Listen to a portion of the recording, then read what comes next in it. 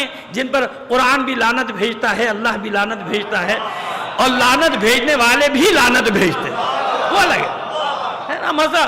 اب آپ جانتے ہیں میں کہاں آپ کو صرف اشارہ کر دیا میں نے، تاکہ کوئی یہ کہے کہ صاحب قرآن میں بھی تو میں نے عرض کر دیا کہ وہ اور طبقہ ہے جس پر اللہ نے بھی لعنت کی ہے، ملامت کی ہے، ان کا ذکر یہاں پہ ہے ہی نہیں، جب آئے گا تو کر دیں گے، اگر کہیں ایسا ذکر ہوا تو آ ہی جائے گا۔ تو اب جو بات میں عرض کرنا چاہ رہا ہوں آپ کی خدمت میں، یہ تقلید ہے کیا؟ لفظ تقلید کیا ہے بھائی؟ مصدر ہے، کہتے ہیں باب تفعیل کا مصدر ہے، قلدہ یقلدو یا یقلدو سے جب یہ باب تفعیل میں کیا تو تقلید بن گیا، اسی سے قلادہ نکلا۔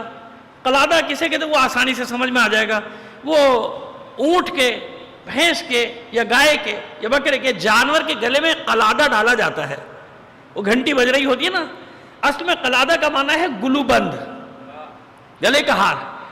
تو جب کوئی کسی کی بیعت میں آ جائے تو کہتے ہیں اس کی بیعت کا قلادہ اس کے گلے میں آ گیا۔ اچھا جانور کے گلے میں بھی کیوں ڈالا جاتا ہے؟ تاکہ مالک کا اتباع کرتا رہے، ہے نا، وہ گھنٹی بجتی ہے، مالک کو معلوم ہوتا ہے کہاں ہے کدھر ہے کس طرف ہے کہاں، ایسے ہے نا۔ یا وہ کولو کا جو بیل ہوتا ہے سارا دن بیچارہ چلتا رہتا ہے، سمجھتا ہے کہ 150-200 کلومیٹر چل لیا میں، آنکھ کھولتا تو وہی کھڑا ہوا کہ اس کی پٹی باندھ دیتے ہیں نا، وہ گھنٹی بج رہی ہوتی ہے، وہ سمجھ رہا ہے میں چل رہا ہوں، یہ قلادہ کہلاتا ہے۔ اس کو گلے پہ جو ڈالا جاتا ہے اس کو کیا کہتے ہیں قلادہ، گلو بند۔ اسی سے مذاق اڑاتے ہیں بھائی یہ تو وہ ہے کہ کسی گلے میں پٹا ڈال دیا جائے، یوں بھی کہتے ہیں اس کو، گلے میں پٹا ڈال دیا بیٹھ کا، یہ کون سا؟ آپ کو عقل دی ہے اللہ نے، سمجھنے کے لیے صلاحیتیں دی، ہاں بالکل دی ہے عقل، ہم کب کہہ رہے ہیں کہ نہیں دی ہے؟ لیکن دیکھیے سیدھی سی بات یہ ہے کہ آپ کہہ رہے ہیں کہ اپنی عقل سے سمجھو، تو اب صرف پاکستان کی مثال لے لیجئے کہ کتنے آبادی ہے، 22 کروڑ مثلا۔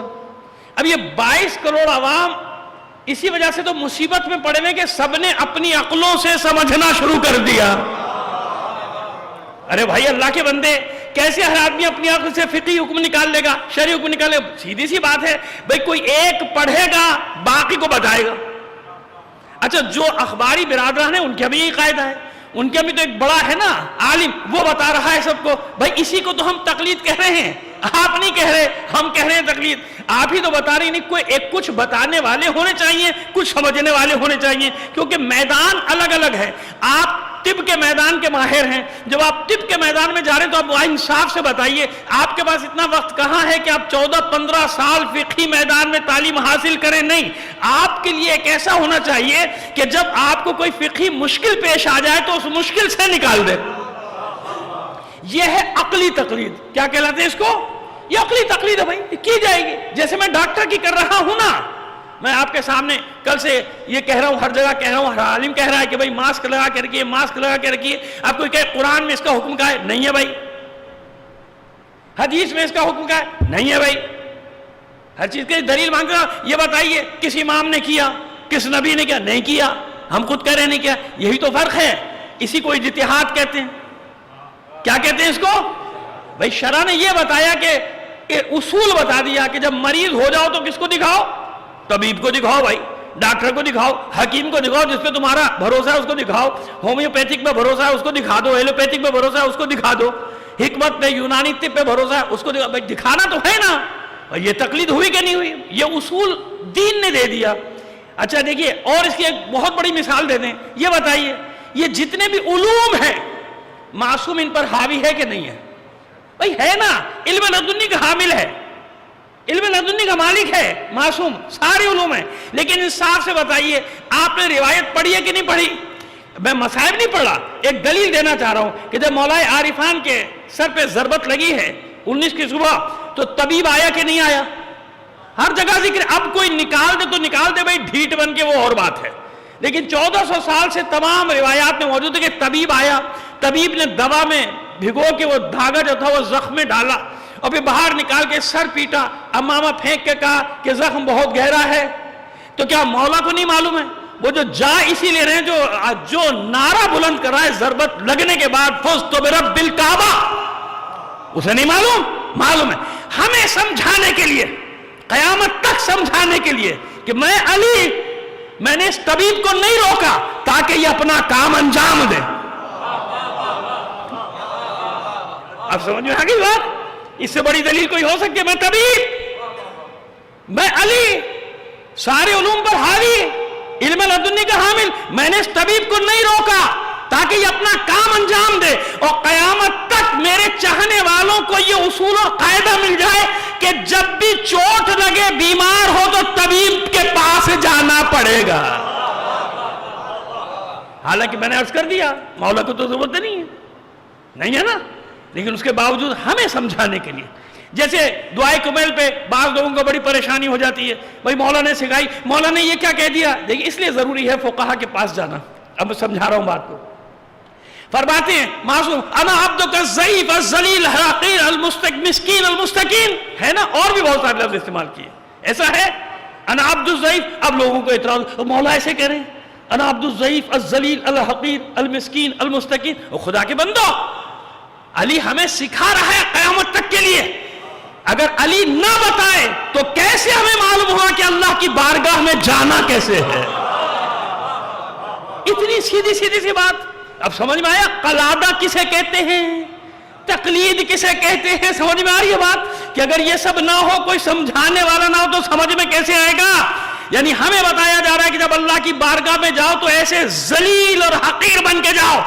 ایسے ہمیں سکھایا جا رہا ہے علی علی ہے. سمجھ گئے, علی علی ہے, اس کے منصب پہ بات نہ کرو. لیکن ہمیں بتا رہا ہے کہ جب تم جاؤ تو ایسے مانگو, گڑ گڑا کے مانگو, مسکین بن جاؤ اللہ کی بارگاہ میں. اپنے آپ کو ذلیل بنا کے, حقیر بنا کے پیش کرو, ضعیف بنا کے پیش کرو. ہمیں بتایا جا رہا ہے نا, جتنی بھی دعائیں ہیں میں نے ایک مثال دے دی آپ کو. سمجھ میں آ گئی بات. بس اس لیے کہا گیا کہ سب کے سب نہ چلے جاؤ. وما کان المؤمنون لینفروا کافہ, سب کے سب نہ دوڑ جانا, سب کے سب چلے جاؤ گے, پیچھے کیا رہ جائے گا. ماں اس کے بعد فلولا نفر من کل فرقۃ منهم طائفۃ لیتفقهوا فی الدین. بس یہ کیوں نہیں ہوتا کہ تم میں سے ہر گروہ میں سے ایک جماعت جائے, یعنی ہر جو آبادی ہے اس آبادی میں سے کچھ لوگ پڑھنے چلے جائیں. اچھا ایک نہیں کچھ لوگ جائیں. او بھائی یہ بھی اس میں بھی بڑے راز ہیں. کچھ لوگ جائیں گے تو کوئی کام کا آئے گا. ایک ہی کو بھیجا, وہی کام کا نہ ہوا تو ہو گیا آپ کا کام چوپٹ. اب سمجھ میں آئے راز اور رموز کیا ہے, اسرار اور رموز کیا ہے. کچھ جاؤ, او بھائی کچھ جاؤ گے تو کوئی اکا دکا کام کا آئے گا, ہے کہ نہیں ہے. ہزاروں لوگ پڑھتے تھے, 50,000 حوزے میں پڑھتے تھے, جیسے اسکولوں میں پڑھتے ہیں. نرسری میں لاکھوں داخل ہوتے ہیں, پرائمری تک پہنچتے پہنچتے تعداد کم, ہائی تک پہنچتے پہنچتے اور کم, کالج میں پہنچتے پہنچتے رہ گئے چند ہزار, یونیورسٹی میں رہ گئے چند سو. ہر سال کے نا چند سو داخلہ. تو بھائی کہاں گئے؟ ہم نے تو 5 لاکھ داخل کرائے تھے نرسری میں, 5 لاکھ میں سے 500 بچے, اور 500 میں سے بھی کام کے نکلے 5. دیکھیے بڑے سیدھے ہمارے ظاہر میں اتنا منطق فلسفہ وغیرہ مجھے بھی نہیں آتا, میں سیدھی سی بات کر رہا ہوں آپ کے سامنے. وہ 5 نکلے, یعنی ان 5 کو, اب سمجھ میں آئی بات, یہ 5 ہی تو چاہیے تھے, لیکن ہمیں نہیں معلوم تھا کہ یہ 5 ہیں کہاں, چھپے ہوئے کہاں ہیں. ان 5 کو تلاش کرنے کے لیے لاکھوں کی نرسری لگائی گئی ہے. اب میں نام نہیں لینا چاہتا, بڑے بڑے سائنٹسٹ گزر گئے اور ہیں اب بھی موجود ہیں نا, اکا دو. حالانکہ کتنے پڑھنے کو بھیجے تھے, لاکھوں بھیجے تھے کہ نہیں بھیجے تھے. بس یہی حوض علمیہ, حوض علمیہ میں ہزاروں بھیجے جا رہے ہیں, ہزاروں بھیجے جا رہے ہیں. کیوں؟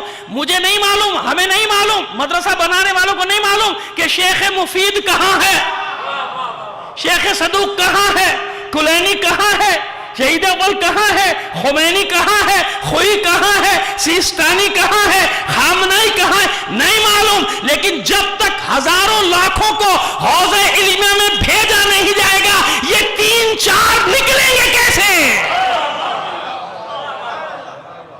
سمجھ میں آ گئی بات.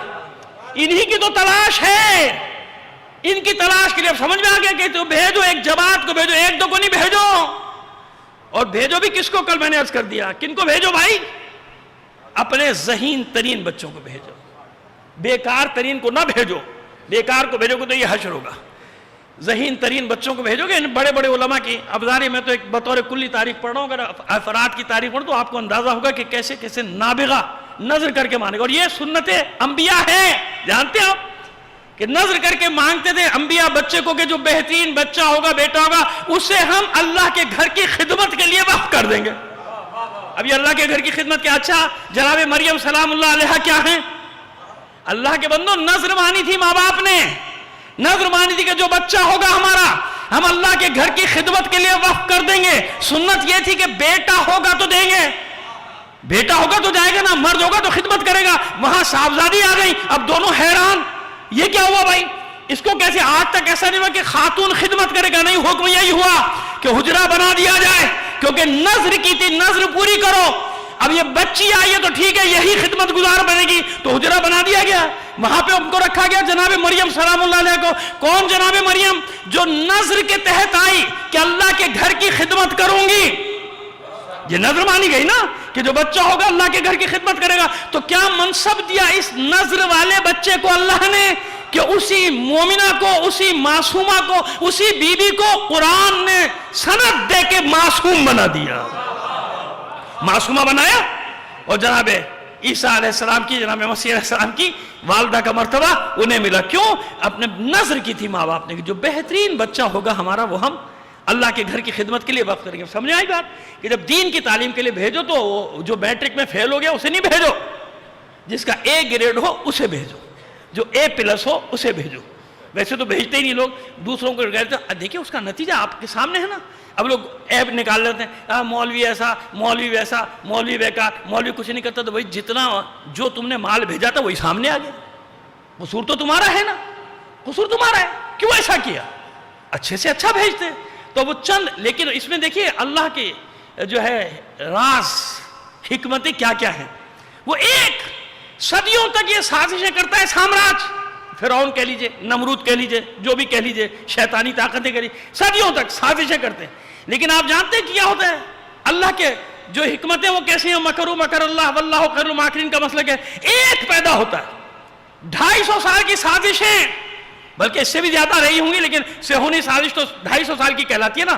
250 سال کی سازشیں, ایک مرد جری پیدا ہوا, ایک مرد جری. وہ جو کیلکولیشن تھے صدیوں کے کیلکولیشن کہ کب کیسے دنیا پہ قبضہ کرنا ہے, بالکل اسی طرح سے جا رہے تھے, اسی طرح جا رہے تھے کہ ہر چیز قبضے میں. ایک مرد جری پیدا ہوا, اس نے نعرہ تکبیر بلند کیا, اللہ کی بڑائی کا اعلان کیا. حالانکہ اللہ کی بڑائی کا اعلان 1.5 ارب لوگ کر رہے تھے, لیکن معلوم ہوا کہ زبان سے کہنا اور ہے اللہ اکبر, عمل میں اللہ اکبر کہنا اور ہوتا ہے. اللہ اکبر یا رسول اللہ. اب آئیے نتیجہ دے دیں کہ ایسا کیوں ہو رہا ہے. بھئی 25-30 سال میں شروع ہوا ہے نا یہ سب, سیدھی سی بات ہے. یہ دیکھ لیجئے کہ شیطانی طاقتوں کو ضرب کس نے لگائی ہے.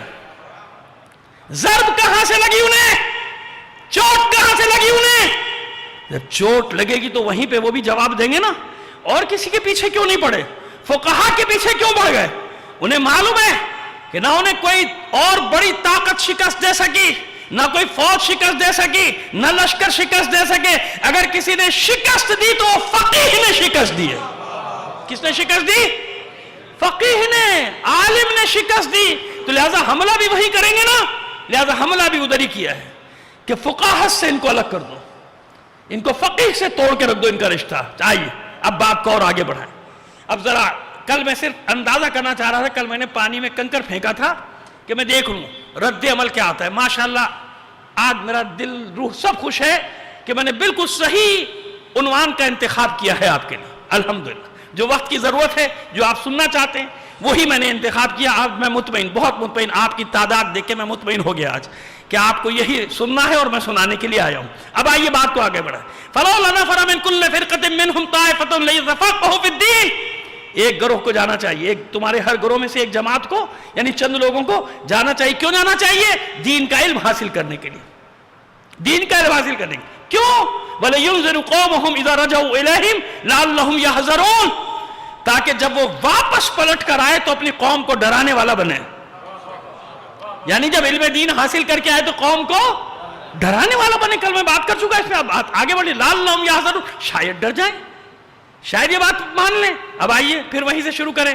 کل ایک فقیہ کا ذکر کیا تھا, جوان فقیہ کا, حالانکہ وہ بھی تفصیل سے نہیں کیا لیکن اشارہ دے دیا تھا, جناب موسیٰ ابن عمر. اچھا آپ مجھے بتائیے, جب سب کچھ پیغمبر سے لینا ہے, نبی سے لینا ہے, رسول سے لینا ہے, امام سے لینا ہے, تو ائمہ طاہرین سکھا کیوں رہے, پڑھا کیوں رہے؟ میں ہمارے برادران بھی جس شخصیت کا احترام کرتے ہیں اور ہمیشہ ان کا حوالہ دیتے ہیں تفسیر کے باب میں، اسی سے ذکر شروع کرتا ہوں۔ عبداللہ ابن عباس، حضرت عبداللہ ابن عباس رضی اللہ تعالیٰ عنہ، یہ بتائیے کہ عبداللہ ابن عباس جہاں بھی تفسیر کی بات آتی ہے نا، جناب عبداللہ ابن عباس کا حوالہ دیتے ہیں ہمارے پاس۔ عبداللہ ابن عباس نے یہ فرمایا، بلکہ ابن عباس نے یہ فرمایا، ابن عباس نے یہ کہا اس آیت کے بارے میں۔ میرا صرف سوال یہ ہے کہ ابن عباس شاگرد کس کا ہے؟ اچھا یہ بھی ایک ہمیں گلہ ہے، اپنے بھائیوں سے یہ ہمیں گلہ ہے کہ شاگردوں کا ذکر کرتے ہو، آج میں ان شاگردوں کا ذکر کروں گا، ان شاگردوں کے استاد کا ذکر نہیں کرتے، پتہ نہیں کیا مسئلہ ہے۔ بھائی کوئی اور استاد ہوگا وہ بتا دو بھائی، لیکن یہ بھی نہیں کر سکتے کہ استاد بدلنے، استاد بھی نہیں بدلا جا سکتا، تو پھر ذکر کرو نا کہ ابن عباس اگر اتنا بڑا مفسر ہے قرآن کا تو کس سے اس نے تفسیر قرآن کا علم سیکھا ہے؟ اس کا استاد کون ہے؟ تو جو آپ دیکھیں تو مولا نے کیوں سکھایا جناب ابن عباس کو؟ مولا کے شاگرد ہے نا، معلوم ہو گیا آپ کو، سب کو، ایک ایک بچے کو معلوم ہے کہ جناب عبداللہ ابن عباس کس کے شاگرد ہیں تفسیر میں، اور وہ ایک ہی واقعہ کافی ہے جو ہمارے تمام مکاتب فکر کے درمیان مستند واقعہ ہے۔ کون سا واقعہ؟ تفسیر سورہ فاتحہ کا، جہاں بائے بسم اللہ پہ بات پوری رات ختم ہو گئی تھی، بسم اللہ الرحمن الرحیم کی تفسیری پوری نہیں ہوئی تھی، ایسے ہی ہوا تھا نا۔ اس میں بھی ایک نکتہ پوشیدہ ہے، وہ تو آپ سنتے رہتے ہیں، واقعے کی تفصیل میں تو نہیں جاتا ہوں، بس اتنا ہوا تھا کہ جب فجر کا وقت ہونے لگا تو عبداللہ ابن عباس نے حیران ہو کر کہا مولا یہ کیا ہوا؟ تو میں نے تو سورہ فاتحہ کی تفسیر مانگی تھی تو بسم اللہ میں پوری رات ہو گئی، تو آپ نے فرمایا کہ نہیں کوئی مسئلہ نہیں، جو کچھ پورے قرآن میں ہے وہ سورہ فاتحہ میں ہے، اور جو کچھ سورہ فاتحہ میں ہے وہ بسم اللہ الرحمن الرحیم میں ہے، اور جو کچھ بسم اللہ الرحمن الرحیم میں وہ بائے بسم اللہ میں ہے، جو بائے بسم اللہ میں ہے وہ اس نقطے میں ہے، نقطہ با میں، وَأَنَا النُّقْطَةُ الَّتِي تَحْتَ الْبَا، اور میں وہ نقطہ ہوں جو با کے نیچے بیٹھا ہوا ہے۔ نہیں سمجھ میں آیا تھا؟ بھئی ہم نے مانا، آپ نے مانا، سارے عالم اسلام نے مان لیا، کیوں مانا؟ معصوم کا قول ہے، مولا علی کا قول ہے، جب مولا علی کا قول ہے مان لیا نا، ہم نے مان لیا کہ جو مولا کہہ رہے ہیں بالکل سچ ہے، لیکن اگر کوئی دلیل مانگ لے کہ کیسے ہوتا ہے نقطہ، اسی لیے کہتے ہیں نا کہ اس لیے پہلے صادق مانو، اللہ نے اپنے رسول کو پہلے، اچھا سوری معذرت، یہ مجھے پرچی دے دیا کریں جب اذان ہوتا، ایک صلوات بھیجیے محمد آل محمد پر۔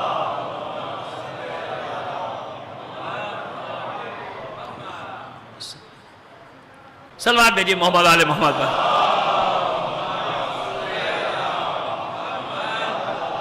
اس سے بہتر انداز میں بلند آواز سے ایک صلوات بھیج دیجیے۔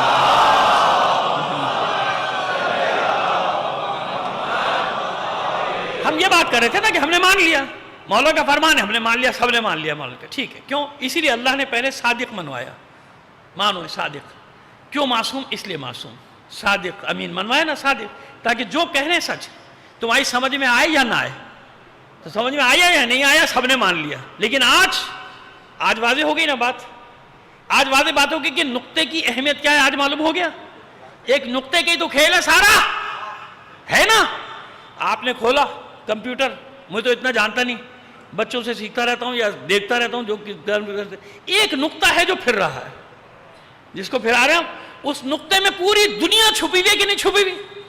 وہ گوگل پتہ نہیں کیا کوئی ایک نقطہ گھما رہے ہیں آپ اپنے ماؤس کا، تو ماؤس کی طرف انگلی سے گھماتے تھے، ہے نا؟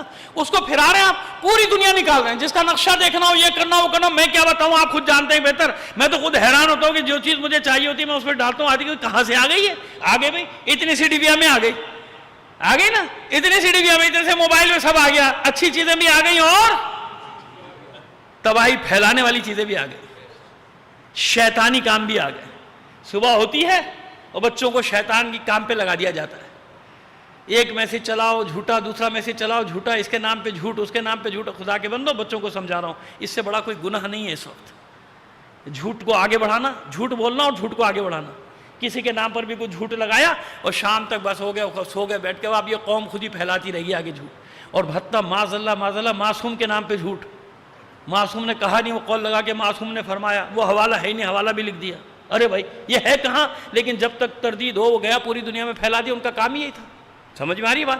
تو ہے نا اچھا بھی اور برا بھی نقطہ، اب سمجھ میں آیا کہ بس جب انسان یہ کر سکتا ہے کہ ایک انگلی کے اشارے میں پوری دنیا اس کے قابو میں ہے، کہیں بھی جا سکتا ہے، دنیا کے کسی کونے کی معلومات لے کر آ جائے، کہیں بھی پہنچ جائے، اس کی معلومات، اس کی معلومات، اچھی معلومات، بری معلومات، سب ہے کہ نہیں ہے؟ بس اس وقت علی سمجھا رہا ہے یہ تمہارا کمپیوٹر ہے اور یہ پوری کائنات، تم اس کو گوگل سمجھ رہے ہو، جو زمین سے متعلقہ چیزیں، ان سب کی معلومات حاصل کر کے تم نے بڑا کارنامہ انجام دے دیا نا، کہ اتنا بڑا کارنامہ انسان نے انجام دے دیا کہ جو معلومات چاہیے زمین سے متعلق اور زمین کی فضا سے متعلق، وہ ساری معلومات ہم نے اسے ایک اتنی سی ڈبیا میں جمع کر کے تمہارے حوالے کر دی، اتنے قسم کی ایپ تمہارے حوالے کر دی۔ اس لیے میرے مولا نے چیلنج کیا تھا کہ زمین سے زیادہ آسمان کے راستوں سے واقف، وہاں عالمین کی بات بار بار عالمین کو اس لیے لے کر آتا ہوں کہ مولائیت عالمین کو سمیٹے ہوئے ہے، مولائیت عالمین کا احاطہ کیے ہوئے ہے۔ سمجھ میں آگئی بات؟ یہ ہے وہ النقطۃ التی تحت الباب، یہ ہے وہ نقطہ، جب تک یہاں سے داخل نہیں ہوگے کچھ سمجھ میں نہیں آتا، اپنا آپ سمجھ میں نہیں آئے گا، اسلام تو چھوڑ دو، اپنا آپ سمجھنے کے لیے بھی کلید یعنی چابی، وہ کی وہ چابی، وہ نقطہ وہاں بیٹھا ہوا ہے، وہاں سے داخل ہوگے تو پھر کچھ ملے گا، ورنہ کچھ نہیں ملتا۔ سمجھ میں آگئی؟ جناب ابن عباس کیوں سکھایا کہ خبردار دوسرے کو مت بتانا، اس لیے سکھایا نہیں، اسی لیے سکھایا تاکہ جو میں تمہیں سکھا رہا ہوں آگے بڑھو۔ ابو الاسود دوئلی، جن کا اصلی نام ہے ظالم ابن عمرو، زمانے جاہلیت کے نام ہے، بعد میں بدل دیا اور یہ اچھی کنیت دے دی مولانا ان کو، ابو الاسود دوئلی، امام النحو۔ ہر چیز ہماری ریکارڈ ہو رہی ہے، پوری دنیا میں جا رہی ہے، ہمارے برادران بھی سن رہے ہوں گے، خوش ہو رہے ہوں گے، جو ہم باتیں کہہ رہے ہیں میں ان کو معلوم ہے کہ میں کیا کہہ رہا ہوں اور کس کے لیے کہہ رہا ہوں۔ ابو الاسود دوئلی امام النحو، نحو جانتے نا، صرف و نحو، عربی گرامر کا جو علم ہے وہ کہلاتا ہے صرف و نحو۔ اچھا، اب مشکل یہ ہے کہ قرآن کی تفسیر کے لیے 35 سے 50 علوم کا حاصل ہونا ضروری، کم سے کم 15 تو ضرور سمجھنے کے لیے۔ ایک ہے، دیکھیے، ایک عمومی فہم ہے، ہر مسلمان پڑھے گا اور سمجھے گا، احکام کی آیت ہیں، اخلاقی آیت، یہ نہیں کہ آدمی سے کبھی سمجھ میں تو آئے گا نہیں، 35 علوم تو ہے نہیں، کون پڑھے؟ ارے بھائی تیرے لیے تو بھیجی ہے اللہ نے، اور کیا کے لیے بھیجی ہے؟ کس کے لیے بھیجا ہے؟ ایک عمومی ہدایت ہے، آپ پڑھیں گے، اس میں اخلاقیات ہیں، اس میں برائیوں سے بچنا ہے، اچھے کاموں کا حکم ہے، سب ہے چیزیں سب کے لیے۔ کچھ ہیں خاص، محکم، متشابہ، مطلق، مقید، ہے نا، مجمل، مبین، کتنی اقسام ہیں، اخص، عام۔ اب یہ کس کے لیے ہے؟ یہ ان کے لیے ہے جو راسخون فی العلم، معصوم الگ ہے، معصوم الگ، اور یہ الگ جو علوم حاصل کر۔ اب اس کے لیے علوم کی ضرورت پڑے گی نا، پڑے گی کہ نہیں پڑے گی بھائی؟ ہر علم کے لیے اس کے ماہر کی ضرورت ہے کہ نہیں ہے؟ وہ ایک ساتھ کتاب لے آئے ترجمہ کرنے کے لیے، کہ صاحب نے کی تھی ترجمہ، میرے پاس لیا، میں نے کہا بھائی ترجمہ تو غلط کیا سارا، کہا نہیں جی بالکل، وہ تو عربی کے ماسٹر ہیں۔ میں نے کہا عربی کے ماسٹر ہیں؟ یہ جس علم کی کتاب ہے اس کے ماسٹر ہیں یا نہیں، پہلے یہ بتاؤ۔ اب ظاہر ہے وہ علامہ آیت اللہ محمد حسین طباطبائی کی فلسفی کی کتاب روش ریالزم، وہ اتنی دقیق کتاب کہ حوزے میں بھی اس کو پڑھانے کے لیے ماہر استاد چاہیے ہوتا ہے، اس کا ترجمہ کروا دیا۔ ہم نے کہا خدا کے بندے اس کو چھاپ مت دینا، انصاف سے بتاؤ کہ انگلش آنا اور ہے، اگر اس کو کیمسٹری نہیں آتی تو کیا کیمسٹری کی کتاب کا ترجمہ کر سکتا ہے؟ آپ بتائیے، کر سکتا ہے؟ نہیں، زبان آنا اور ہے۔ جس علم کے کتاب کا ترجمہ کر رہا ہے، جس علم میں وہ کتاب، اس علم کا آنا چاہیے نا۔ اگر فزکس کا ٹیچر نے فزکس کا ماہر نہیں ہے تو کیا فزکس کی کتاب کا ترجمہ کرنے کا حق رکھتا ہے؟ زبان کتنی بھی اچھی آتی ہو اس کو، انگلش اردو، ماہر ہو، ماسٹر ہو، پی ایچ ڈی ہو، زبان نہیں ہوتا نا۔ لہذا بھائی جس علم کی کتاب فلسفی ہے وہ فیلسوف دورہ ہے، علامہ محمد حسین طباطبائی، اس کی کتاب کا ترجمہ کرنے کے لیے کم سے کم چاہیے کون؟ وہ جو فلسفے پر عبور رکھتا ہو، عربی کے ساتھ ساتھ فلسفے پر بھی۔ تو اب قرآن جو سارے علوم کا ہے تو اس کے لیے کتنے علوم چاہیے تفسیر کے لیے؟ اور یہاں بیٹھ آئے اور تفسیر بھی رائے شروع کر دے، آیت بھی پوری نہیں، آیت کا ایک لفظ لے کے اپنے مطلب کی بات نکال کے اور لوگوں کو پتہ نہیں کہاں سے کہاں لے جا کے چلا جائے. تو ابو الاسود دوئلی کون؟ امام النحو کوفے میں. خود کہتے ہیں ابو الاسود دوئلی کہ میں امام کی خدمت میں گیا تو دیکھا تفکرات میں ہیں, چہرے سے فکر آیا ہے. تو میں نے 10 بار عرض کی مولا امیر المومنین سے کہ خدمت میں کہ مولا خیر ہے؟ کہا کہ نہیں, تمہارے شہر میں لوگ آیات الہی کی صحیح تلاوت نہیں کر رہے. ایک آیت سن بھی لی تھی, ان اللہ بریء من المشرکین, وہ رسول ہی پڑھ دیا تھا, معنی غلط ہو گیا. کہیں سن کے آ رہا ہوں, غلط پڑھنا ہے. تو مولا کیا کہا, میں چاہتا ہوں کہ کچھ تمہیں تعلیم دوں اور تم اس کے اصولوں پہ کام کرنا شروع کرو, دیکھو کہاں تک ہوتا ہے, اور پھر مجھے دکھاؤ. تو ان کو لکھوایا, کا پہلا اصول لکھو, بسم اللہ الرحمن الرحیم. الکلام کلہ, کلام کی جتنی بھی قسمیں ہیں, اقسام, یا یوں کہہ دیا اقسام کلام ہی, کلام کی قسمیں جو ہیں وہ کتنی ہیں؟ الاسم والفعل والحرف. کلام کلہ, جتنا بھی کلام ہے وہ 3 چیزوں پر ہے, یا اسم ہے یا فعل ہے. ذرا سا سخت ہوگا آپ کے عام فہم لوگوں کے لیے, لیکن ذرا جب تک یہ بیان نہیں کروں گا نا آگے آپ کو لطف نہیں آئے گا گفتگو نا, اس لیے ذرا سا برداشت کر لیجئے گا. مولا کا کلام ہے, مولا فرماتے ہیں کلام کلہ, کلام پورا کا پورا کیا ہے؟ کلام ہے الاسم والفعل والحرف. یا اسم ہوگا جو بھی ہم گفتگو کر رہے ہیں, مولا فرماتے ہیں یا اسم ہے یا فعل ہے یا حرف ہے, اس سے باہر کچھ نہیں. الاسم یعنی مسمى, اسم کس کو بیان کرتا ہے؟ مسمى کو. اسم آدمی کا ہوگا, جگہ کا ہوگا, شہر کا ہوگا, جانور کا ہوگا, حیوان کا ہوگا, فرشتے کا ہوگا, آسمان. اسم اسم اسم اسم علم بھی ہوگا, اسم معرفہ ہوگا, اسم نکیرہ ہوگا, ہے نا, یہ ہے نا, یہ سب اسم. ہی بھی اسم ہے, یہ ظاہر اسم اشارہ ہے نا, تو اسم ہے جو بھی ہوگا. ہی شی یہ سب اردو میں بھی, عربی میں بھی, فارسی میں بھی, انگلش, یہ سب اسم ہے. کہ جو بھی یا تم کلام کرو یا اسم ہے جو مسمى کی طرف اشارہ کر رہا ہے, اور یا فعل ہوگا جو مسمى کے حرکت بتا رہا ہے. یعنی ہم جو فعل انجام دیتے وہ, یعنی جو بھی کام کریں, حرکت کریں, وہ ہمارا فعل ہے. چاہے چل رہے ہوں, بول رہے ہیں, یہ سب کیا ہے؟ فعل. یا اسم ہے یا فعل. فعل کیا ہے؟ مسمى کی حرکت. اسم مسمى کی پہچان ہے, اور فعل کیا ہے؟ مسمى کی حرکت. مسمى جو حرکت کر رہا ہے وہ اس کا فعل ہے. اور کہا کہ حرف کیا ہے؟ اسم یہ ہو گیا, فعل کا حرف نہ وہ اسم ہے نہ وہ فعل ہے. کیا مطلب؟ یہ جو رابطے کا کام دیتا ہے نا, اردو میں سمجھا دیں آہستانی سے. کہا کی کے, کہا کی ہے, تھا, یہ سب کیا حرف مکمل کر رہے ہیں بات کو. کیا کر رہے ہیں؟ مکمل کر رہے ہیں بات کو. ٹھیک ہے, تو یہ حرف, بس کلام اس کے باہر نہیں ہے. اب جاؤ اس پر کام کرو, تلاش کر کے آؤ. وہ کہتے ہیں کہ میں دوسرے دن یا چند دن کے بعد آیا, کچھ کام کر کے میں نے بڑا شعراء کے کلام جمع کیے, یہ سب جمع کر کے لایا, مولا کی خدمت تقسیم بندی کی. تو مولا نے مسکرا کے دیکھا, فرمایا ما احسن النحو, کتنا اچھا طریقہ ہے جس پہ تو چل رہا ہے. نحو کہتے ہیں طریقے کو, سلیقے کو, راستے کو کہتے ہیں. محاذن. تو اس دن سے اس علم کا نام پڑ گیا علم نحو. دنیا نے ابو الاسود دوئلی کو امام النحو مان لیا اور شرما گئے استاد کا نام لکھتے ہوئے.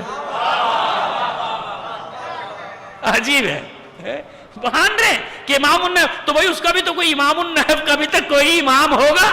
جو اصلی امام ہے اسے نہیں مان رہے, اپنے بنائے ہوئے کو مان رہے ہیں. یہی آج تک دستور ہے, جو اللہ بناتا ہے اسے نہیں مانتے, اپنے بنائے ہوئے کو مان لیتے ہیں. صلوات بھیجیے محمد آل محمد پر. ہے آئیے اب جلدی جلدی آتے ہیں, مجھے آج بہت سارے مطالب بیان کرنے تھے لیکن اس میں اچھا خاصا وقت نکل گیا. اب آئیے ایک حدیث جو کام, یعنی آج میں بہت ساری بیان کرنا چاہتا تھا لیکن بیان اتنا چلا گیا ایسے مقام پہ کہ میں واپس نہیں پلٹ سکا. آئیے بتائیں, میں نے صرف 2 اشارے کیے, آگے اس کی تفصیل بتائیں گے انشاءاللہ زندگی کے آگے مجلسوں میں. کہ شاگرد تیار کریں نا, کس لیے؟ علوم آگے پھیلانے کے لیے نا. آگے پھیلائیں, علوم آگے بڑھتے چلیں, آگے بڑھتے چلیں, لوگ ان کی تقلید کریں. کیا کریں ان کی؟ امام النحو کا مطلب یہ ہوا کہ نحو میں جو بھی تقلید کرے گا, اس کی تقلید کرے گا ابو الاسود دوئلی کی, اس کے پیچھے چلے گا. ایسا ہے. اب آئیے, عبداللہ ابن ابی یعفور صحابی ہیں امام جعفر صادق علیہ السلام. آج انہی کے ذکر میں مجلس کو ختم کریں گے. کوئی وقت ہمارے پیش نظر ہے, ماشاءاللہ آپ لوگ وقت کی پابندی کریں, تو میں بھی اپنے آپ کو پابند کیے ہوئے ہوں. حالانکہ دل مچلتا ہے آگے تک چلے جائیں, لیکن وہ آگے بھی جانا ہے. لہذا ہر چیز کو خیال رکھے چلنا پڑتا ہے. تو اب عبداللہ ابن یافور دوسرے علاقے سے آئے, غالباً خوزستان سے, اہواز سے ان کا تعلق ہے اس زمانے کے. آئے ہیں امام کی خدمت میں. آنے کے بعد کہ مولا لوگ میرے پاس مسئلے پوچھنے کے لیے آتے ہیں اور میں ہر مسئلے کا حل لینے کے لیے آپ کے پاس نہیں آ سکتا. دیکھیے بالکل عقلی بات آ رہی ہے سامنے. یعنی امام موجود ہیں, ان کے شاگرد پھیلے ہوئے ہیں ہر جگہ. اسی لیے مدرسہ بنایا تھا نا, یونیورسٹی بنائی تھی نا, دانشگاہ امام صادق ایسے نا. 5000 شاگرد تھے. کتنے ایک وقت میں؟ نامعلوم اور کتنے رہے ہوں گے. 4000 کے قریب نام تو شیخ مفید نے تحریر کیے, نام لکھے ہیں شاگردوں کے. اور صرف مسلمان نہیں ہیں اس میں, دیگر بھی ہیں, ہنود بھی ہیں, یہود بھی ہیں, اور یہ مسیحی بھی ہیں. اسی لیے مدینے سے باہر یونیورسٹی بنائی تھی, یاد رکھیے گا. اس وقت کہاں بنی تھی یونیورسٹی؟ مدرسہ مدینے کے باہر, کیونکہ مدینے میں غیر مسلموں کا داخلہ بند ہو چکا تھا نا, اس لیے باہر بنائی تھی تاکہ سب آئیں. یعنی علم کے خیرات بانٹنے میں امام نے مذہب بھی نہیں دیکھا, جو بھی علم لے جائے. لہذا یہ تشیع کا افتخار رہا کہ ہمارے مدارس میں اگرچہ کہ اس کا ہمیں نقصان بھی اٹھانا پڑا, لیکن آج تک نہ ہمارے مدرسوں کے دروازے دوسروں کے لیے بند ہوئے, نہ مسجدوں کے دروازے بند ہوئے, نہ مجلسوں کے دروازے بند ہوئے. ہے نا, ہر جگہ دیکھا جاتا ہے, پرکھا جاتا ہے, اس کا نقصان بھی اٹھانا پڑتا ہے. لیکن کیا کریں, سنت ائمہ یہ کہ دروازہ کبھی بند نہیں ہو سکتا. جہاں سے علم بانٹا جائے گا وہ دروازے ہم بند کر ہی نہیں سکتے. سنت ائمہ ہے ہی نہیں, ہے نا. سنت ائمہ یہ کہ نہیں سب کے لیے دروازوں کو کھول دیا جائے. تو عبداللہ ابن ابی یافور فرماتے ہیں کہ مولا ہر سوال کا جواب لینے میں نہیں آ سکتا آپ کے پاس. کیسے آ جاؤں, بعض سوالات کے جواب میرے پاس نہیں ہوتے. تو امام نے فرمایا, اب ایک اور امام کے بہت قابل ہیں تو بہت سارے جن کا ذکر میں کروں گا, ایک ہے محمد ابن مسلم الثقفی. تو امام نے فرمایا ما یمنعک من محمد ابن الثقفی, محمد ابن مسلم الثقفی, کس چیز نے تجھے روکا ہے میرے شاگرد محمد ابن مسلم ثقفی کے پاس جانے سے؟ کس چیز نے روکا تجھے, کیوں نہیں جاتا اس کے پاس؟ جبکہ وہ کون ہے؟ فَإِنَّهُ, جبکہ یہ محمد ابن مسلم ثقفی قد سمع من ابی, جبکہ اس نے میرے بابا سے بھی حدیثیں سنی ہیں, اور یہ کانا عندہ وجیہا مرضیہ, یہ میرے بابا کے نزدیک پسندیدہ بھی ہے اور یہ قابل بھی ہے, اور اللہ نے اس کو شان و شوکت بھی دی ہے. یعنی میرا بابا بھی اس کی تائید کرتا ہے, میں بھی اس کی تائید کرتا ہوں, تو میرے پاس کیوں آ رہے ہو؟ جایا کرو نا محمد ابن مسلم کے پاس, جاؤ اس سے مسئلے کو پوچھا کرو. تو امام موجود ہیں, اپنی موجودگی میں بتا رہے کہ مجھ تک مت آؤ, میرے شاگردوں کے پاس جاؤ. اس کو کہتے ہیں رجوع کرانا. امام نے اپنے سامنے رجوع کرایا.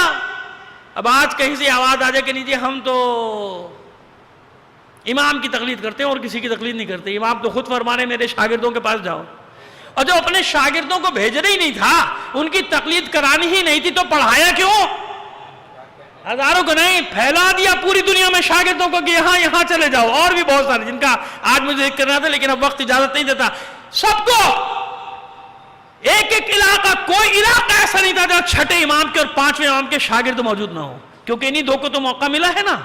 اس سے پہلے اس کے بعد تو آپ جانتے ہیں جو صورتحال وہ پھر الگ موضوع بن جائے گا, لیکن دو کو موقع ملا. بنی امیہ بنی عباس کی جب خانہ جنگی ہوئی, سیول وار ہوئی, تو اس میں دونوں اماموں کو موقع ملا, اور اماموں نے اس چند سالوں میں 20-25 سال میں اتنا کام کر دیا کہ ساری دنیا کے مقابلے میں آج بھی مکتب سرخرو کھڑا ہوا ہے نا. اتنا کام دے دیا, اتنا کام کر دیا. ایسے ہوا کہ جاؤ ان کے پاس جاؤ جو میرے شاگرد ہیں, ان سے رجوع کرو. تو جو امام اپنے سامنے رجوع کرا رہے ہیں, اور ابان بن تغلب, چلیے اب آگے ایک دم سے نام ذہن میں تو اس کا بھی ذکر کرتے چلے جائے. ابان بن تغلب تو اتنا پسندیدہ ہے کہ وہ اس کو حکم دیا امام نے, اجلس فی المسجد المدینہ, جاؤ بیٹھو اپنے شہر کی بڑی مسجد میں, مرکزی مسجد میں بیٹھ جاؤ. وافت الناس, اور لوگوں کے لیے فتوے دو. امام فرما رہے ہیں, امام فرمائے کہ تم کو اتنا میں نے علم دے دیا, اب جاؤ فتوے دو. فَإِنِّي أُحِبُّ أَن يُرَى فِي شِعَتِي مِثْلُكَ, میں محبت کرتا ہوں تجھ جیسے لوگوں کو اپنے چاہنے والوں کے درمیان میں دیکھوں. یعنی امام کو کون پسند ہے؟ ایسے لوگ پسند ہیں جو لوگوں میں ائمہ طاہرین کے علوم کو تقسیم کریں, ائمہ طاہرین کے علوم کو پھیلائیں. سمجھ میں آ گئی بات؟ کتنی آسان سی بات کہ ائمہ طاہرین اپنے سامنے اپنے شاگردوں کو بنا بنا کے بھیج رہے ہیں، تعلیم دے کے بھیج رہے ہیں، لوگوں کو حکم دے رہے ہیں کہ ان کی طرف رجوع کرو، ان کی طرف رجوع کرو. تو کیسے ہو سکتا ہے کہ جو امام معصوم اپنے ظاہری وجود میں اپنے سامنے لوگوں کو رجوع کرنے کا حکم دے، لاوارث نہ چھوڑے، اپنے نائبین کو بھیجے، وہ نائبین ان کی مومنین کی سرپرستی کریں، تو کیسے ہو سکتا ہے کہ وہ پردے غیب میں جائے اور اپنے چاہنے والوں کو لاوارث چھوڑ دے؟ خود سوچیں نا آپ کہ جو اپنی ظاہری حیات میں لوگوں کو ایسے نہیں چھوڑ رہے، لاوارث نہیں چھوڑ رہے، اپنے شاگردوں کے حوالے کر رہے ہیں، تو وہ جب جائیں گے پردے میں تو یوں ہی چھوڑ جائیں گے، بس جاؤ جو کرنا ہے کر لینا، اپنی عقل سے حکم نکال لینا. اب وہ ایک صاحب سے بات ہو رہی تو وہ ایک دو کتابوں کے نام جو بڑی معروف ہیں ہمارے یہاں ہر گھر میں ہوتی ہیں، ہونی بھی چاہیے، ان کا ہم اس میں مسئلہ دیکھ لیتے ہیں. میں نے کہا اچھا وہ کتابیں کس کی ہیں، وہ کس کی تالیف ہے؟ اب پھنس گئے، نام نہیں رہے. میں نے کہا میں بتا دوں، یا شیخ عباس قمی کی ہوگی، یا بیچارے مولانا منظور حسین صاحب کی کتاب چلی آ رہی ہے 1 صدی سے تقریباً، میں نے کہا ان کی ہوگی. تو انہی نے جمع کیے نا، تو پھنسو گے تو مولوی کے ہی پاس. کہاں سے جاؤ گے؟ جن کتابوں کے تم حوالے دیتے ہو تقلید کے خلاف، تو اللہ کے بندے وہ بھی تو مولوی کی ہے نا، تو مولوی کی مان رہا ہے نا تو، جبھی تو حوالے دے رہا ہے کہ فلاں کتاب میں یہ لکھا ہے، فلاں کے بڑے فخر سے کتابیں لے آتے ہیں. یہ لوگوں شیخ توسی نے یہ لکھا، طبرسی نے یہ لکھا. تو شیخ توسی کون ہے؟ سائنسدان ہے کوئی قانوندان ہے؟ کیا ہے وہ؟ کوئی زمیندار ہے؟ کوئی جاگیردار ہے؟ عالم ہے نا. تو حوالے مجبور ہو تم کہ اپنی بات کے لیے بھی حوالے لانے پڑیں گے، تو علماء ہی کے لانے پڑیں گے، یعنی ماننی علماء ہی کی پڑے گی. تو اسی ماننے کو تقلید کہتے ہیں، اور کیا کہتے ہیں بھائی؟ یہی تو ہم بھی کہہ رہے کہ کسی کی تو مانو، بس فرق اتنا ہے کہ ماننے والوں کا فرق ہے، مانتے سب ہیں. کوئی فٹ پاتھ میں بیٹھے ہوئے کی مان رہا ہے، کوئی باتقوی ترین فرد کی مان رہا ہے، کوئی اس کی مان رہا ہے جو دین کا محافظ ہے، کوئی اس کی مان رہا ہے جو سامراجی طاقتوں کے مقابلے میں ڈٹا ہوا ہے. تو کون بہتر ہے؟ کون بہتر ہے؟ وہ بہتر ہوا نا جو ان دلیر اور شجاع علماء کی پیروی کر رہا ہے، جو ان مجاہد علماء کی پیروی کر رہا ہے دنیا کے کسی بھی خطے میں ہو. سمجھ میں آ رہی ہے بات؟ پس عزاداران حسین. اسی لیے کربلا سے، مکے سے کربلا تک تقریباً کہتے ہیں کہ 2,500-3 ہزار افراد تھے جناب سید الشہداء کے ساتھ. لیکن مکے سے نکلتے جب جیسی اندازہ ہوا ارادوں کا حسین کے، تو پھر لوگ چھٹتے گئے. وہی ہے ارادے خطرناک ہیں حسین کے. حسین سب سے یہ کہہ رہے ہیں کہ میں اپنی وعدہ گاہ کی طرف جا رہا ہوں، میں اپنی قتل گاہ کی طرف جا رہا ہوں. جو میرے ساتھ جائے گا مار دیا جائے گا، قتل کر دیا جائے گا. اب لوگوں کی سمجھ میں آیا کہ بھئی ملنا ملانا کچھ نہیں ہے، قتل ہونا ہے. تو آہستہ آہستہ چپکے چھٹتے چلے جاتے تھے. کسی کی اماں بلا لیتی تھی، کسی کی زوجہ بیمار ہو جاتی تھی، کسی کے بچے کی نوکری کا مسئلہ تھا، کسی کی بیٹی کا میڈیکل میں داخلہ ہونے لگا تھا کہ نہیں گیا تو داخلہ رہ جائے گا، کسی کا ویزا آ جاتا تھا، کہتا بھائی نہیں گیا تو ویزا کینسل ہو جائے گا. یہ اشارے کر رہا ہوں، اب سمجھ لیں کتنے قسم کے لوگ ہوتے ہیں. لہذا کیا ہوا؟ حسین نے بھی نہیں روکا، ہاں جاؤ بھائی، ایسا نہ ہو بیٹی کی نوکری رہ جائے، بیٹی کا داخلہ رہ جائے، ویزا رہ جائے، امیگریشن رہ جائے. جاؤ جس کو جانا ہے جاؤ. حسین بھی چاہتے تھے کہ مجمع تھوڑی اکٹھا کرنا ہے، ہجوم نہیں اکٹھا کرنا. یہ اگر ہجوم میرے ساتھ ہوا تو مار کے کربلا کچھ اور ہے، وہ کچھ اور ہے. اگر عین معرکے کے دن ان کے قدم اکھڑ گئے تو پھر اس جنگ میں اور دوسری جنگوں میں کوئی فرق نہیں رہے گا. معرکہ کربلا میں اور دیگر معرکوں میں کوئی فرق نہیں رہے گا. معرکہ کربلا کو جدا کر رہی ہے کوئی اور چیز. سمجھ میں آ رہی ہے میری بات؟ کوئی اور چیز الگ کر رہی ہے، ورنہ تو ایک جیسے ہو جاتے نا معرکے. آج تک کروڑوں کے افراد کے معرکے ہوں، لاکھوں کے معرکے ہوں، ان کے لیے اگر کربلا مثال ہے تو کیوں حسین نے لشکر کے چھانٹنے میں بڑی احتیاط کی تھی. لشکر کے جاؤ ہاں جاؤ، بڑا مسئلہ ہے، تمہارے گھر میں بیماری ہے، جاؤ، تمہاری اماں نے بلایا چلے جاؤ، تمہارے ابا بہت ضعیف ہو گئے، بھائی تمہیں ضرورت ہے ان کو تمہاری ضرورت ہے، جاؤ. حسین خود بھیجتے تھے، ہاں بالکل مجبوری ہے، جاؤ چلے جاؤ. نہیں چاہتے تھے حسین مجمع. آپ نے دیکھا نہیں کہ مکے سے کربلا تک حسین لوگوں کو واپس بھیجتا رہا نا. لیکن کچھ لوگ ایسے جسے حسین نے خط لکھ کے بلایا، یہ سوال رکھیے گا، کل اس کا جواب دوں گا، ذہن میں رکھیے گا یہ سوال. بھئی یہ کیا مسئلہ ہے؟ حسین تو سب کو بھیج رہے نا، بھئی جس کو جانا ہے چلے جاؤ، شب عاشور بھی چراغ گل کیا چلے جاؤ. لیکن پھر کیا مسئلہ ہے؟ ایک تو نہیں، کچھ لوگ، کیا کہہ رہا ہوں میں، کچھ لوگوں کو خط لکھ کے تھے حسین نے، کچھ لوگوں کو خط لکھ کے بلایا، ان میں جن کو خط مل گئے وہ آ بھی گئے، 2-4. ایک نہ سمجھیے گا، 2-3 آئے تھے. میں وہ کتاب میں اپنی لکھ بھی چکا ہوں انصار حسینی میں، اور الحمدللہ اللہ نے میرا خواب پورا کیا، اس کے دوسرا حصہ بھی آ گیا. یہ میرے خواب تھا 20-25 سال سے کہ تمام انصار حسینی کا، شہدائے کربلا کا ذکر کر دوں، اور میں ذکر کرنے میں کامیاب ہو گیا. پہلا حصہ چھپ چکا تھا، دوسرا حصہ بھی آ گیا، انشاءاللہ 2-4 روز میں آ جائے گا. آج جب مجھے پوری خبر مل گئی کہ وہ چھپ گیا، پرنٹ ہو گیا، ٹائٹل آ گیا، اب بتا رہا ہوں کہ پہلا حصہ تو آ چکا تھا پچھلے سال، یہ دوسرا بھی آ گیا. تو یہ میرا خواب تھا کہ انصار حسینی کی خدمت میں کوئی اپنا حقیر سا، ناچیز سا تحفہ ان کے قدموں پہ رکھ دوں. شاید گناہ گار لوگ ہیں نا، کوئی بخشش کا سامان ہو جائے. یاد رکھنا، کوئی ایک ناصر بھی حسین کا خوش ہو گیا نا، وہ ہاتھ پکڑ کے لے جائے گا. ہمارے اعمال کا، ہم گناہ گار لوگ، کسی نے بھی ہاتھ تھام لیا بخشش، بس اسی یقین اور اسی امید، اسی آرزو کے ساتھ یہ کام انجام دیا تھا. الحمدللہ مولا کی تائید سے، مولا کے حکم سے وہ کام مکمل ہو گیا. تو میں عرض کر رہا ہوں آپ سے، یہ کیا مسئلہ، یہ راز ہے نا کہ بھیجنے والا حسین سب کو بھیج رہا ہے، جاؤ جاؤ چراغ گل کر رہا ہوں چلے جاؤ، پھر کیوں بلا رہا ہے؟ اب سنو، جب امام زمانہ آئے گا تو کیا ہوگا. یہی شبیہ تو حسین نے کھینچی کہ ہوگا کیا. حسین جانتا تھا کہ میرے لشکر میں کیسا سپاہی چاہیے، لہذا جہاں جہاں بھی، جس حصے میں بھی، اگر وہ یمن کا ایک حصہ ہے، ہمدان، یمن والا ہمدان، بنی ہمدان جو کہلاتے ہیں، اگر یمن میں حضر موت میں بھی میرا ایک سپاہی ہے، زمین اپنی تنابیں کھینچے گی اور ایک ایک ناصر حسین کا کربلا میں پہنچ جائے گا. جب حسین آواز دے گا کہاں ہو میرے شیرو، تو جہاں بھی ہوگا حسین کا شیر کربلا میں آ جائے گا. سمجھ میں آ گئی بات؟ کل اس کی تفصیل، اگر نہیں بھی سمجھ میں آیا کوئی بات نہیں، کل سمجھا دیں گے. یہ لشکر چاہیے حسین کو، وہ سپاہی نہیں چاہیے جن کے قدم ڈگمگا جائیں، لڑکھڑا جائے. لہذا آج وہ تاریخ جب حسین اس لشکر کو لے کر، اب بھی کچھ زیادہ ہے، اب بھی 700-800 ہے، یہ بھی چھٹ جائیں گے، 9 تک سب چھٹ جائیں گے، لیکن پہنچ گئے اس جگہ. جانتے ہیں حسین کہ یہ کون سی سرزمین ہے، جانتے ہیں اسے، لیکن حجت تمام کرنا ہے نا، حجت تمام کرنا. جب سواری نے بڑھنے سے انکار کر دیا، حسین نے کہا دوسری سواری لاؤ. کبھی کبھی ہوتا ہے، حیوان کی مرضی نہیں ہوتی، نہیں جائے گا، تو ظاہر ہے کہ معصوم اس پہ وہ تو نہیں کرتے نا کہ اس کو مارا جائے یا اس کو ضرب لگائی جائے. ضرب نہیں لگا تھا معصوم، بدل دو، دوسری تیس. کہتے ہیں روایات کے مطابق کہ 7 سواریاں حسین نے بدلی، کوئی آگے نہیں بڑھا. معلوم ہے حسین چاہتے ہیں سرزمین کو، آس پاس کوئی آبادی ہے، بتائے گا کہ ہاں بنی اسد کا قبیلہ آباد ہے، بلاؤ. بنی اسد کے لوگوں نے سنا کہ فرزند رسول آئے، سب آگے لگے، سارے آگے. آنے کے بعد دست بوسی، قدم بوسی کر رہے ہیں.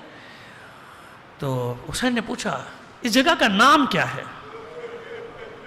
یہ روایت ہر جگہ، یاد رکھیے گا، یہ روایت ایسی ہے کہ جو ہر جگہ ہے، یعنی مستند روایات میں سے ایک روایت یہ ہے، یہ ہر جگہ موجود ہے. نام کیا ہے پوچھا تو کہا، جیسے اصل نام چھپاتے ہیں نا، جلدی سے کوئی بولا نینوا، اصل نام نہیں بتا رہے، نینوا.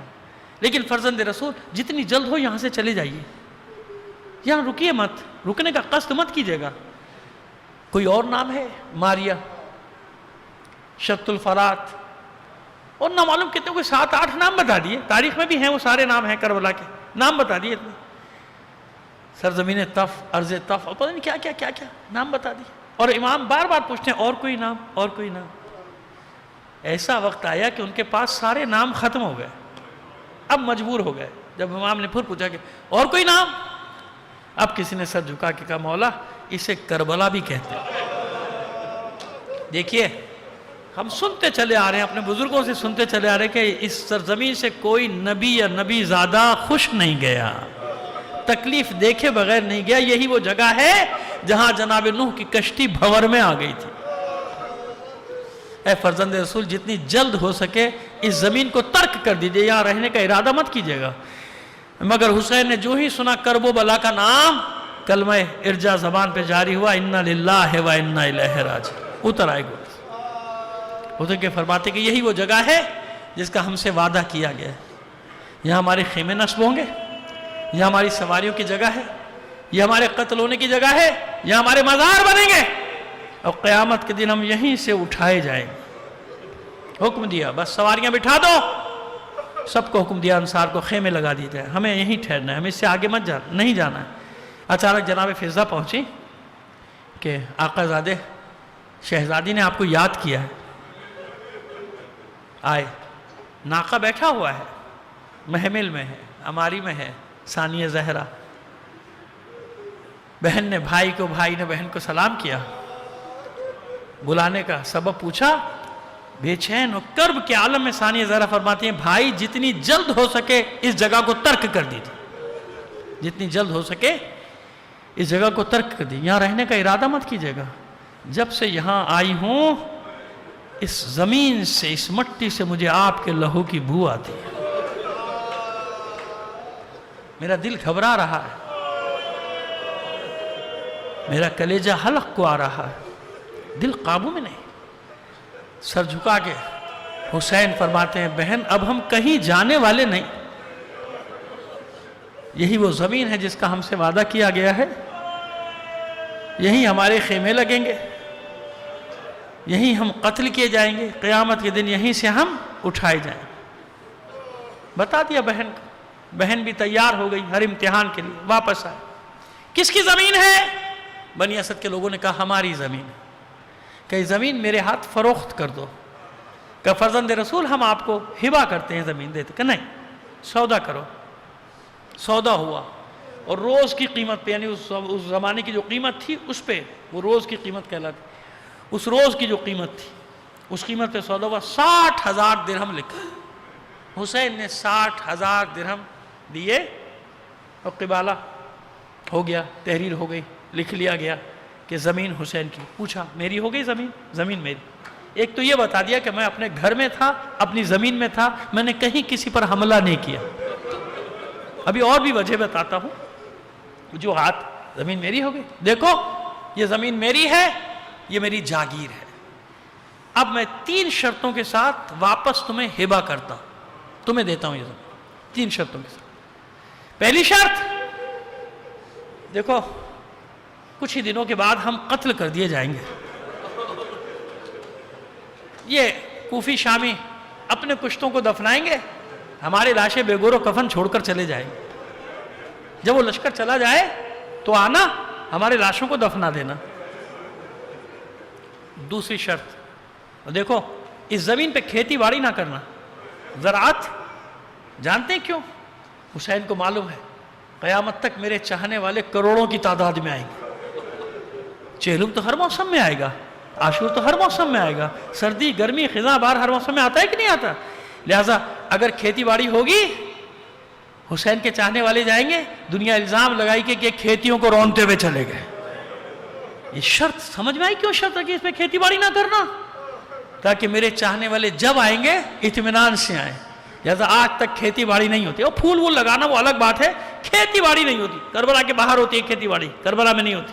उस करबला में खेती बाड़ी नहीं होती। क्यों? हुसैन की ज़मीन है। तीसरी शर्त, देखो कुछ अरसा गुजरेगा, हमारे चाहने वाले हमारी कब्रों की ज़ियारत के लिए आएंगे। जब कब्रों की ज़ियारत के लिए आए, उन्हें हमारी कब्रों के निशान बताना और उन्हें 3 दिन तक मेहमान रखना।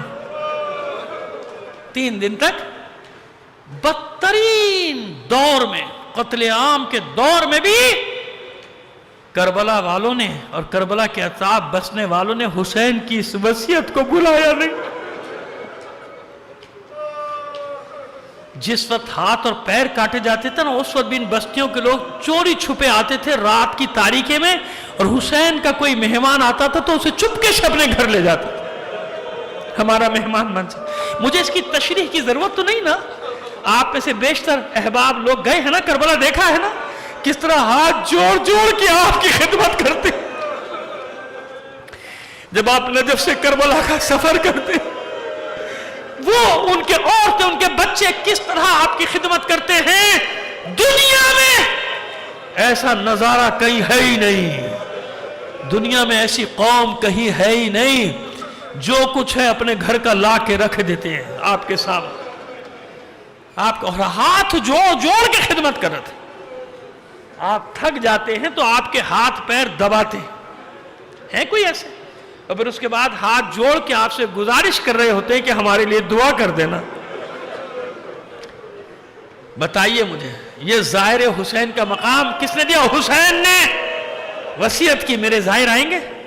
इसलिए मैंने कहा कि इसको ज़रा तफसील से पढ़ रहा हूँ आपके सामने कि हुसैन ने क्यों ये शर्तें रखी। मेरे चाहने वाले आएंगे, उन्हें मेहमान रखना 3 दिन, उन्हें हमारी कब्रों के निशान बताना। फिर पहली शर्त की तरफ आए, देखो हमारे लाशों को दफनाना मत भूलना। वादा किया उन लोगों ने, दफनाएंगे। तसल्ली नहीं हुई, कहा अपनी औरतों को बुलाओ। खवातीन आ गई, जमा हो, क्या देखो इतना आसान नहीं होगा वो वक्त।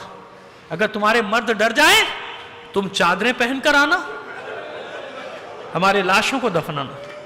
खवातीन को जिम्मेदारी समझा दी गई कि अगर कभी मर्द खौफ का शिकार हो जाए तो खबरदार तुम भी खौफ का शिकार मत होना, मर्दों की गैरतों को जगाना, मर्दों की गैरत को बेदार करना। अगर ये ना निकले तुम निकलना। फिर भी तसल्ली नहीं हुई हुसैन, तो अपने बच्चों को बुलाओ। ये आज भी जब मजलिस में मैं इन छोटे छोटे मासूम बच्चों को देखता हूं, अव्वल तो मैं जिंदगी में कभी मायूस हुआ ही नहीं, लेकिन और मेरा दिल बढ़ जाता है कि नहीं, जब तक ये मासूम बच्चे मजलिसों में आ रहे हैं सारी दुनिया मिलकर भी हुसैनियत का कुछ नहीं बिगाड़ सकती। हुसैन ने एहतिमाम किया, बच्चों को बुलाया, सब बच्चे आए, छोटे छोटे। हुसैन बच्चों के दरमियान में बैठ गए। अब मैं चश्मे तसव्वुर में देख रहा हूं कि हुसैन के चारों तरफ बच्चे, और हुसैन ने किसी बच्चे को इस जानू पे बिठाया है, किसी बच्चे को इस जानू पे बिठाया, प्यार करते जा रहे, सरों पे हाथ फेरते जा रहे। बच्चे मानूस हो गए हुसैन से। तब हुसैन फरमाते, देखो बच्चों, अगर तुम्हारे माँ बाप डर जाए और हमारा लाशा न दफनाए, हमारे लाशें न दफनाए, तो तुम तो बच्चे हो ना, तुम खेलते खेलते आना, अपने नन्हे नन्हे हाथों से कुछ खाक उठा के हमारे लाशों पे डाल देना।